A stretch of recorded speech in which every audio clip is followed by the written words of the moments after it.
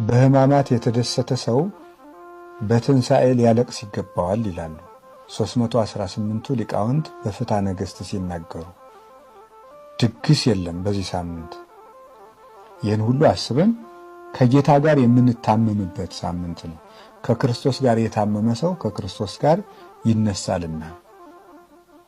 እነዚህ ሕማማትም ለእኛ ክብሮቻችን ናቸው። ቅዱስ ዮሐንስ አፈወርቅ እንደተናገረ ይትባረክ እግዚአብሔር ዘሰመየ ሕማማተ ወልዱ ክብረ ወስብሐተ። የልጁን ሕመም ለእኛ ክብር ያደረገ እግዚአብሔር ይመስገን። የልጁን ሕማም መከራ ለእኛ ክብር ያደረገ እግዚአብሔር ይመስገን። እነዚህ ሕማማት ለእኛ ፈውስና መድኃኒት ናቸው። ወተወክፈ ሕማማተ እንተምሉ መድኃኒተ።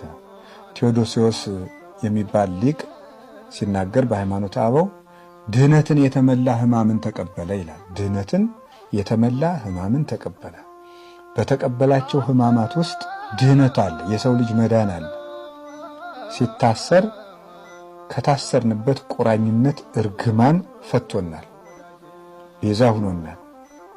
ሲከሰስ 5500 ዘመን የነበረብንን የዕዳ ደብዳቤና ክስ ደምስሶልናል። ወደምሰሰ መጻፈ ዕዳነ፣ የዕዳ መጽሐፋችንን ደመሰሰ ብሎ ቅዱስ ጳውሎስ በቆላስይስ መልእክቱ እንደተናገረ ደብዳቤያችንን አጥፍቷል።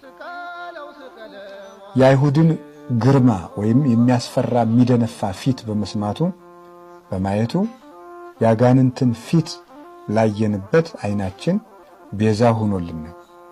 የአይሁድን ይሰቀል ይሰቀል የሚል ድምፅ ስለሰማው ጆሮ ያጋንንትን ማስፈራራት የሰማንበትን ያንን ድምፅ ቤዛ ሆኖልናል። እሱ ስለተገረፈ በሕማም 5500 ዘመን በሞት የተገረፍነውን ግርፋታችንን አርቋል። ስለመራቆቱ ከጸጋ ተገፈን የነበርነውን ወደ ጸጋ መልሶ የተጠመቃችሁ ሁሉ ክርስቶስን ለብሳችሁታል እንዳለ ቅዱስ ጳውሎስ በጥምቀት እሱን ለመልበስ አብቅቶናል። በመራቡ ምክንያት ቅዱስ ሥጋውን ክቡር ደሙን አጥግቦናል። ተጠምቶ ሐሞት እንደጠጣ ለኛ መራራ ሞትን አርቆልናል። ስለተቸነከረ ተቸንክረንበት የነበረውን የሞትን ችንካር የሞትን መውጊያ ሰብሮልናል።